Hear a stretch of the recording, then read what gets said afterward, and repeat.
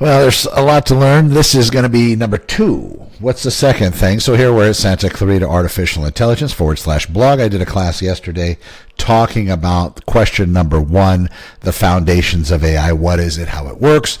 And again, just something that I believe that I'm able to wrap my mind around. Hopefully, if you're into this world, or you should at least be figuring it out. We're going to cover section 2 today. So you can see that. You can always, I'm going to go through 30 of these things by the time we get done. So please feel free to check them out so you can stay abreast of what's happening. Question number 2, what is the difference between artificial intelligence, machine learning, and deep learning? And now there's also agentic learning, or systems that are basically like alpha evolve. It's teaching itself by having particular agents that have been designed, synthetic, artificial intelligence type, that work together and actually make their code better, make the machine better by just asking questions. How can we get improve performance? How can we make our responses more accurate? Those types of things. And it's a whole big deal. We are no longer on the, setting it and having human beings work on it. Now it's almost like a rotisserie oven, and you kind of set it and you forget it. Hopefully we do have people watching. So question number 2, what's the difference between artificial intelligence, machine learning, and deep learning? There's 3 things. So one of the references that people like to talk about, if you've looked at Russian nesting dolls, remember the dolls, and you take off one, it's got another one, they're egg-shaped, right? And then there's like 50 in there. Basically, it's kind of a trichotomous thing where you have the overall outside, which is going to be AI. That's the overall system. And then from there, machine learning is a subset of artificial intelligence. And then deep learning is even deeper within that nesting doll platform, or that nesting doll theory. But what ends up happening is artificial intelligence, that's the broadest concept. It's the overarching goal of creating machines that can simulate human intelligence. Now, this includes any technique that enables computers to mimic human cognitive functions like problem solving, learning, planning, reasoning, perception. Early AI relied heavily on rule-based systems and logical deduction. Modern AI heavily leverages machine learning. You've probably seen this. You go into a ChatGPT or a Grok or one of the different systems and you ask it a question. A lot of the times you understand that it has all the data, and sometimes it's biased. Sometimes it does give information that's a little askew from our general understanding. If you look at large language models that are built elsewhere, like DeepSeek through China, you're also going to get some restrictive responses, which might be a little bit different than the American models. Again, it's the data set that these systems are educated on, and that's where you're going to get these biases and, in some cases, hallucinations, which would be if you're asking for something, it's giving you something else or something wrong, that could be deemed a hallucination. Maybe it's the bad data it was trained on, or maybe it's the output. But again, they're getting much, much better, but you still see that. Machine learning, it's the subset of AI, so it's the innermost, not almost the innermost doll. So instead of explicitly programming a computer for every possible scenario, ML focuses on developing algorithms that allow computers to learn from data without being explicitly programmed. So instead of telling it, here's a block, and I need you to put the round peg in the round hole, and the square peg in the square hole, and the triangular peg into the triangular hole, and so on. You basically give it this, like we've done with chess, right? You teach it the game of chess. You give it all the rules to chess, and then you let it figure itself out. That type of machine learning, that does much better than one that we've actually showed it how to play the game. That's on all different platforms. Same thing. If you have the medical field, you have a doctor that teaches AI about medicine. It doesn't do as well as when you give AI the rule book or all of the particulars with regard to the entire medicine world, and then it comes up with some very nouveau and great ideas regarding how to best approach medicine. Same thing with mathematics and physics. It's creating new stuff. It's solving these things, which has gone beyond the human capability, at least at this point. You look at people from the past like Einstein, just incredibly sharp, right?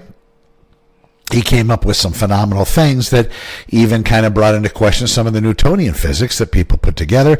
That being said, we now have something that has been created that's even smarter than us, that's going to be blowing through those particular statistics and those goals that we've had in the past. We're going to just blow past them. So that's where machine learning comes in. So common machine learning techniques include supervised learning, where models learn from labeled data, and unsupervised learning, where it finds patterns in the unlabeled data.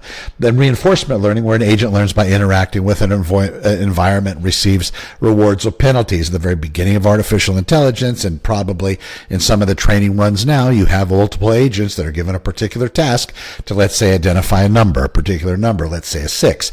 The ones that don't get it, they get destroyed, they get deleted. It's going to be interesting to see if there's any carryover from that when the systems become even smarter, more intelligent, and, well, are given more power by the human beings that at least at some point had control. Hopefully they still do. I think with all the disruption that's going to be caused by AI, it's not going to be AI itself. It's the human beings that are controlling the AI. So that's something else to consider. If it's something you think needs to be stopped or controlled, or some kind of barrier put in, or some kind of controls or safety mechanism, you might want to talk to your politicians if that happens to be the thing. I would definitely learn a little bit more about that if I were you, if you're not. Finally, the innermost doll is the deep learning. It's a subset of machine learning. Along with that is going to be the autonomic type learning as well.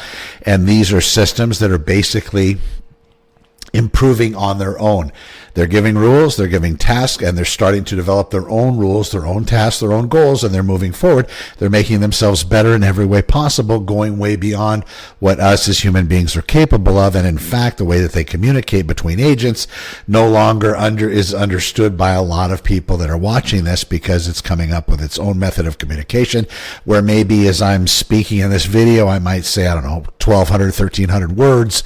AI can do that in a much more conservative way, because the computer is actually much more conservative than us.